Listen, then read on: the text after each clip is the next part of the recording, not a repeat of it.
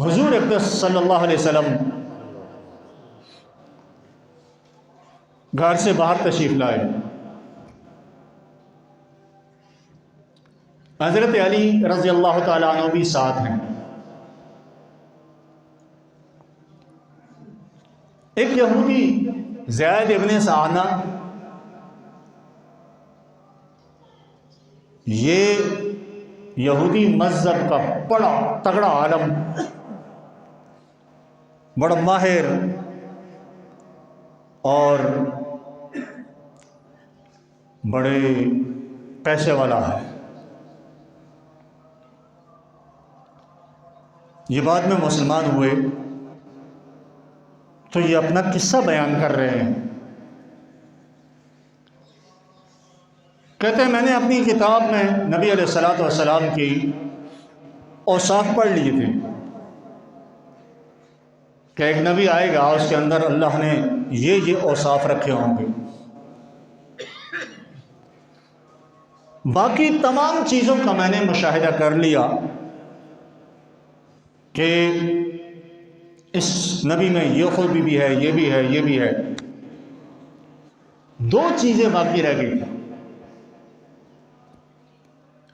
ایک یہ کہ یہ نبی جو آئے گا اس کا حلم، اس کی برداشت اس کے غضب پر حاوی ہوگی، برداشت زیادہ ہوگی، حلم بردباری زیادہ ہوگی. اب میں چاہتا تھا کہ میں اس چیز کا بھی مشاہدہ کروں.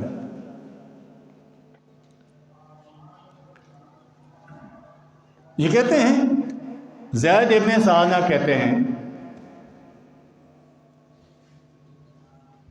کہ نبی علیہ الصلوۃ والسلام اور حضرت علی تشریف لا رہے ہیں.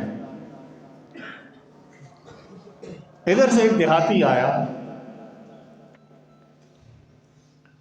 اس نے آ کے نبی علیہ الصلوۃ والسلام سے سلام دعا کی. سلام دعا کرنے کے بعد اس نے کہا، یا رسول اللہ، میں نے اپنے گاؤں میں، اپنے علاقے میں دین کا کام کیا ہے، دین کی تبلیغ کی ہے، اور لوگوں کو دین کی طرف مائل کرنے کے لیے میں نے یہ کہا ہے کہ جو مسلمان ہوگا اس کی مالی حالت بہتر ہوگی، اس کا رزق وسیع ہو جائے گا. یہ ترغیب دلانے کے لیے میں نے یہ جملے استعمال کیے ہیں. اب وہ لوگ، میرے خاندان والے، میرے گاؤں والے، میرے علاقے والے مسلمان ہو گئے ہیں،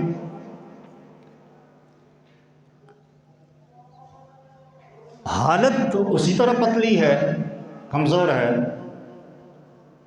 میں چاہتا ہوں کہ وہ ان کی دل میں کوئی ایسا ویسا خیال نہ آئے.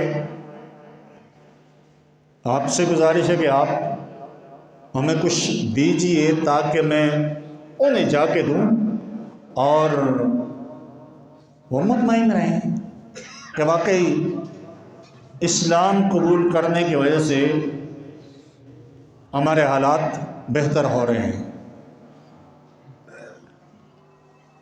حضور صلی اللہ علیہ وسلم نے فرمایا، یہ ہمارا طریقہ تبلیغ نہیں ہے، جس طرح آپ نے کیا ہے یہ ہمارا طریقہ ہے نہیں. کسی کو یوں دین کی طرف مائل کرنا طریقہ ایسا ہے نہیں، لیکن آپ نے کر لیا. اب نبی علیہ الصلوۃ والسلام نے حضرت علی کی طرف دیکھا کہ بیت المال میں اگر کچھ ہے تو اسے دے دو. چونکہ بعض اوقات جب مال غنیمت میں کچھ آتا تو نبی علیہ الصلوۃ والسلام حضرت علی سے کہتے، علی جاؤ فلاں کو فلاں چیز دے دو، فلاں کو فلاں چیز دے دو. اس موقع پر بھی نبی علیہ الصلوۃ والسلام نے حضرت علی کی طرف دیکھا. حضرت علی رضی اللہ تعالی عنہ نے سر نفی میں ہلایا کہ بیت المال میں بھی کچھ نہیں ہے. اب یہ زید ابن سہنہ یہ کہتے ہیں میں اس ساری چیز کو دیکھ رہا تھا، سن رہا تھا. میں پاس گیا اور میں نے کہا یا محمد میں آپ کو دیتا ہوں، پیسے دیتا ہوں آپ کو، لیکن اس کے بدلے میں جب ہمارے علاقے کا پھل جسے کھجور کہتے ہیں، کھجور کی تیاری کا موسم آ جائے تو فلاں باغ، اس باغ کی اتنی کھجوریں ان پیسوں کے بدلے میں آپ مجھے دے دیں. اب وقت گزرتا رہا اور یہ سارا کچھ میں نے، یہ راوی جو بعد میں مسلمان ہوئے یہ کہتے ہیں یہ سارا میں نے ایک پلان کے ذریعے کیا ہے. پیسے دینا، وقت کا مقرر کرنا، یہ ایک میرا دل کے اندر ایک منصوبہ تھا کہ میں دیکھوں کہ اس نبی کے اندر صلی اللہ علیہ وسلم، اس نبی کے اندر حلم، برداشت، تحمل کتنا زیادہ ہے. وہ گزرتا رہا، مدینے کا پھل تیار ہو گیا، کھجوریں تیار ہو گئی. جب وہ جو فکس ڈیٹ تھی، اس ڈیٹ کو ابھی 3-4 دن باقی تھے،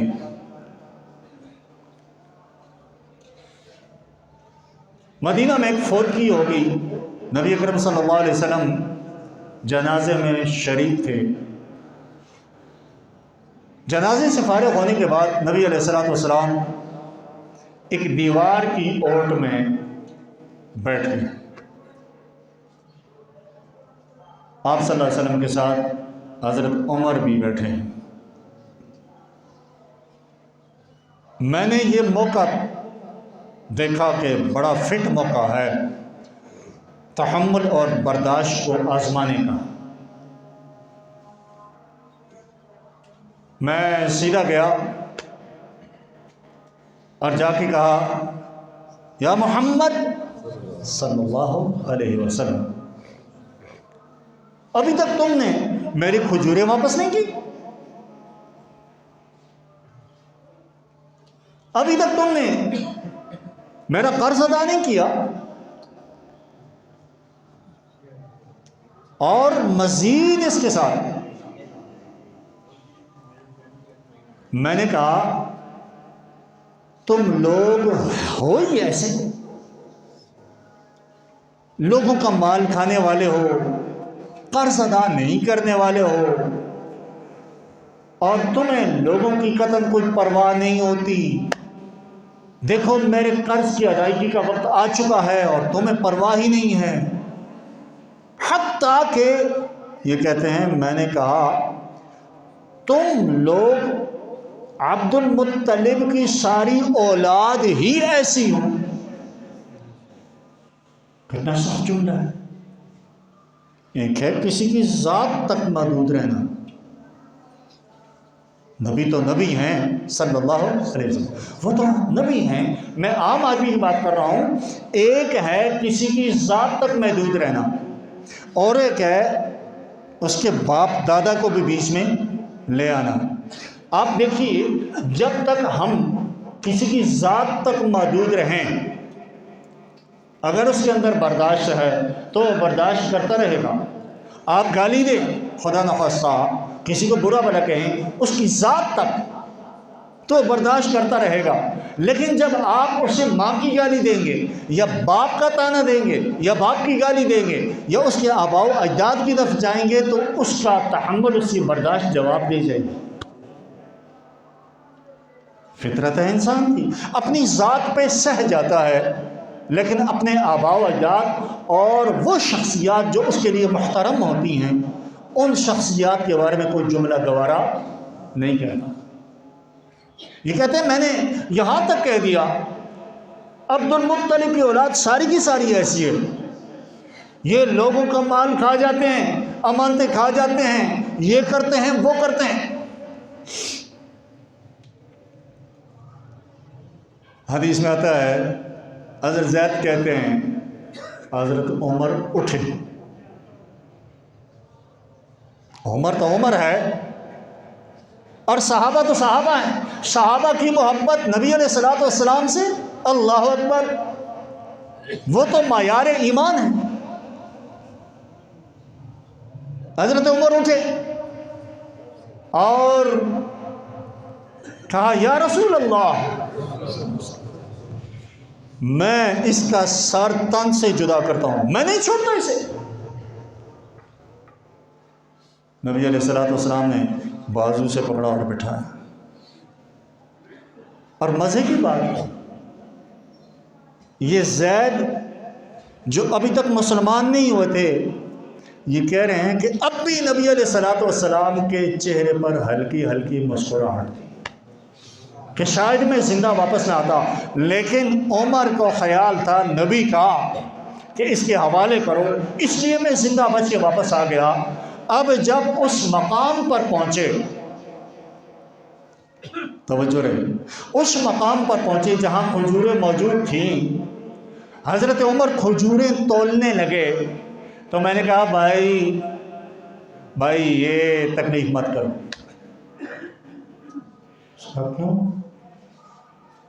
کیوں؟ پھر میں نے انہیں کہا عمر میں یہودی ہوں، میں یہودی ہوں۔ حضرت نے کہا میں جانتا ہوں تم یہودی ہو، نمبر ایک یہودی عالم ہو اور بڑے نامور، وقت کے نامور عالم ہو۔ نمبر دو، تمہارے پاس کسی چیز کی کمی بھی تو نہیں ہے، دولت بھی بہت، پیسہ بھی بہت، تم نے نبی علیہ الصلوۃ والسلام سے کس طرح گفتگو کی؟ ہاں کوئی جاہل ہوتا، کوئی انتہائی ضرورت مند ہوتا تو الگ بات تھی، نہ تمہاری ضرورت ہے اور نہ تم اس طبقے کے آدمی ہو۔ تو پھر میں نے کہا عمر ذرا ٹھہرو 2 منٹ، یہ کھجوریں وجوریں یہ میرا مقصود، میری غرض نہیں ہے، میں نے تو اپنی کتاب میں اس نبی کے بارے میں یہ صفات پڑھی تھیں، باقی ساری صفات میں نے اپنے مشاہدے میں نے دیکھ لی ہیں، میں نے مشاہدہ کر لیا ہے۔ یہ صفت باقی تھی کہ میں دیکھنا چاہتا تھا کہ ہماری کتاب میں اس نبی کی جو صفت آئی ہے کہ اس کا حلم، اس کی برداشت اس کے غضب پر حاوی ہوگی، اس کی برداشت زیادہ ہوگی، اس کا حلم، اس کی بردباری زیادہ ہوگی۔ میں تو یہ چیک کرنا چاہ رہا تھا جو آج ثابت ہوگی، تم گواہ رہنا، اشہد ان لا الہ الا اللہ و اشہد ان محمد عبدہ ورسولہ۔